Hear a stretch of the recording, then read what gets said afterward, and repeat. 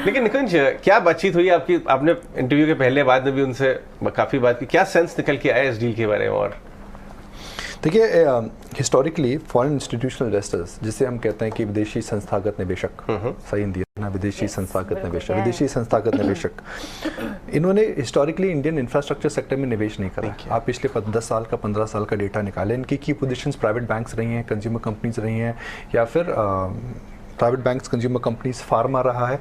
इन्होंने infrastructure sector में accepting L&T बड़ा निवेश नहीं कर रहा है। मगर जैन साहब का जो पोर्टफोलियो एकदम यूनिक पोर्टफोलियो है। अच्छा। उसके अंदर इस समय आईटीसी है, उसके अंदर इस समय जिसमें ईएसजी कंसर्न्स हैं, उसमें अब अडानी आ गया है, उसमें एसबीआई है, उसके अंदर पावर ग्रिड, उसके अंदर एनटीपीसी है। इनके पास आईटी नहीं है, कंज्यूमर्स नहीं है। तो उनका लॉजिक है कि भाई मैं एक इन्वेस्टर हूँ, मैं वहाँ निवेश करता हूँ जहाँ मुझे वैल्यू दिखती है। मैंने 2012 से 2018 में कंज्यूमर कंपनीज में निवेश करता, एशियन पेंट्स, एचयूएल में निवेश करता। 2019 की कंट्रोवर्सी के बाद मैंने सन फार्मा में निवेश करा था। उसके बाद मैंने निवेश करा था आईटीसी के अंदर। तो उनका यह मानना है कि ये जो इंफ्रास्ट्रक्चर सेक्टर इंडिया का है, इसके अंदर काफ़ी चेंजेस आ चुके हैं। एंड मेरे लिए वो सबसे बड़ी बात है कि एक बड़ा निवेशक आके इंडियन इंफ्रास्ट्रक्चर सेक्टर में निवेश कर रहा है। 1 सेकेंड, अब स्पेसिफिक बात करते हैं अडानी ग्रुप ऑफ स्टॉक्स की, क्योंकि ये कि सेकेंडरी मार्केट ट्रांजैक्शन है जिसके अंदर प्रमोटर्स ने बेचा है। कंपनीज के अंदर पैसा नहीं आएगा, प्रमोटर्स के पास पैसा आएगा। प्रमोटर्स के पास पैसा आएगा तो जाहिर सी बात है प्रमोटर्स उस कैश को सिस्टम में वापस डालेंगे। सिस्टम में वापस किस प्रकार से डालेंगे? क्योंकि प्रमोटर के पास पैसा है तो वो या तो अपने प्लेजेस कम करेंगे या फिर जहाँ भी उनके पर्सनल कमिटमेंट्स हैं उसको वो कम करेंगे। तो कंपनीज को बेनिफिट नहीं मिलेगा, मगर क्योंकि प्रमोटर कैश फ्लश है तो आप ये बोल सकते हैं कि इस कंपनी के अंदर near term debt repayment, debt challenges वह नहीं आने वाले हैं। जब इतना बड़ा मार्केट इन्वेस्टर इतनी बड़ी निवेश करता है तो पूरी उसकी है ना फाइन कोम्बिंग करते हैं उस डेटा की। किया होगा। तो मुझे लगता है कि वह भी एक इंडिकेशन है कि यहाँ पे डेट का कोई डिफॉल्ट नहीं आने वाला है। मगर मैं आश्चर्यचकित इस बात से हूँ कि एक साइड तो आपने प्रमोटर से लिया है, दूसरी साइड आपको पता है जो बड़े इन्वेस्टर्स हैं वो बेचना चाहते हैं मार्केट में, आपने उनसे क्यों नहीं लिया? एक वह है। दूसरा, अब इनके जो निवेशक हैं वो कैसे रिएक्ट करेंगे? क्योंकि भाई ग्लोबली आपने अगर पैसा दिया है और आप ऐसे इन्वेस्टमेंट डाल रहे हो तो आई एम श्योर ग्लोबली इनकी इन्वेस्टमेंट कमेटी और जो इनके निवेशक हैं अब वो इन पे क्या सवाल पूछेंगे, वो इसको कैसे क्लैरिफाई करेंगे, वो देखना पड़ेगा। ऑलराइट, लेकिन कॉन्फिडेंस तो पूरा दिखा जो 20 साल की विजिबिलिटी की बात उन्होंने की और यूनिक बिजनेसेस की बात की। इनफैक्ट ये सारी कॉन्वर्सेशन जो निकुंज ने की आप 9:40 पर हमारे चैनल पर देख सकते हैं। अदानी ग्रुप स्टॉक्स को लेकर अदानी के कितना यूनिक, उन्होंने ये भी बात बोली कि सारे बिजनेसेस यूनिक एंड आप वेरी अट्रैक्टिव। तो ये सारी कॉन्वर्सेशन 9:40 पर आप जरूर देखें। लेकिन निकुंज, ओवरऑल मार्केट्स पर अगर वापस लौटे, ये इस मैटर ने तो बिल्कुल कॉन्फिडेंस दिया है यूएस मार्केट्स में, ग्लोबल मार्केट से भी इस वक्त जो कॉन्फिडेंस आ रहा है। आप पिछले हफ्ते की चाहे मूव्स ही देखे, निफ्टी ने जो रिकवरी पात लिया है, यूएस मार्केट से जो रिकवरी पात लिया है, थोड़े टाइम के लिए लॉन्ग बेट्स लेना प्रॉफिटेबल होगा भी? शॉर्ट तो इस मार्केट में नहीं जाना चाहिए। You should never short a dull market. ये मार्केट डल है, ये मार्केट डल है और इस मार्केट में शॉर्ट नहीं जाना चाहिए। नंबर 1 ये है।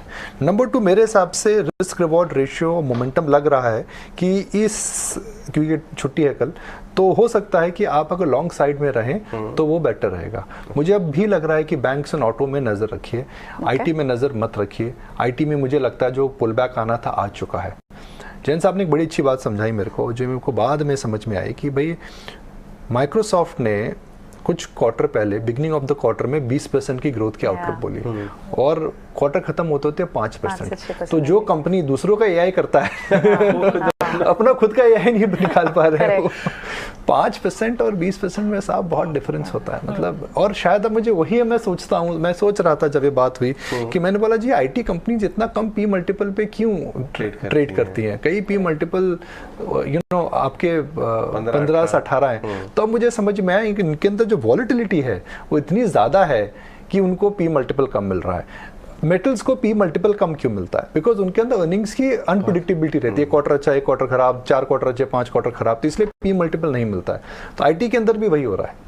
तो क्लियरली बैंक्स पर आपने जिक्र किया और बैंक से फोकस होना चाहिए। पिछले हफ्ते अच्छी मजबूती बैंक्स पर दिखी भी, क्योंकि अडानी ग्रुप शेयरों में जो बड़े निवेश की खबर आई उसके ठीक बाद बैंक्स को भी एक रिलीफ रैली मिली। लेकिन बैंक्स में इन पर्टिकुलरली अभी हम बात भी कर रहे थे, एसबीआई पर मॉर्गन स्टैनली की ओवरवेट की रेटिंग आई है। क्या आपको लगता है यहाँ से बैंक्स फाइनेंशियल्स के लिए, जो कि एक बैकबोन माने जाते इकोनॉमी के लिए, in particular PSU, private bank, हर जगह अपॉर्चुनिटीज हैं? नहीं, अगर हम शॉर्ट टर्म की बात कर रहे हैं 1 से 3 महीने की, तो मुझे लगता है कि पीएसयू बैंक्स के अंदर एक ट्रेड है। ओके, काफ़ी गिर चुके हैं पीएसयू बैंक्स के अंदर। आप अगर अजम्पशन भी आप देखिए, इनको मार कब पड़ी थी? सबसे ज़्यादा इनको मार पड़ी थी जब अडानी ग्रुप की कंपनीज में सेल ऑफ हुआ था। तो एक बात तो तय है कि उनकी बैलेंस शीट में कोलैटरल डैमेज नहीं आने वाला है। दूसरा, इन बैंक्स के अंदर अगर आप देखें तो अभी भी डिपॉजिट ग्रोथ काफ़ी अच्छी है। और तीसरी, अगर आप देखें तो इनके अंदर अभी भी वैल्यूएशंस कोई आसमान नहीं छू रहे हैं। तो मुझे लग रहा है कि वो जो कॉम्बिनेशन है इस समय अच्छा लग रहा है मुझे। अगर आप पीएसयू बैंक्स को देखें, और मैं जनवरी 2020 से बात करता हूँ, क्योंकि जनवरी 2020 के समय कोविड नहीं था। वर्ल्ड को कोविड वर्ड मार्च में पता लगा है। जनवरी 2020 में it was work as normal, कि एक और अच्छा साल होने वाला है। हमारा जो माहौल था, आप देखिए 2020 जनवरी से, प्रोड्यूसर साहब दिखा दीजिए प्लीज़, 2020 जनवरी से अगर आप निफ्टी को देखिए, निफ्टी 40% ऊपर है। अब देखिए ICICI bank, HDFC bank, state bank, can bank और बीओबी, सारे पीएसयू बैंक्स। थोड़ा समय लग रहा है प्रोड्यूसर साहब को। तो निफ्टी जो बड़ा है, निफ्टी करीब 40% ऊपर है। उसके मुकाबले में अगर आप बैंक्स को देखेंगे तो बैंक्स ने अंडर परफॉर्म करा है। तो मुझे लगता है the scope of banks going higher भी काफ़ी ज़्यादा है।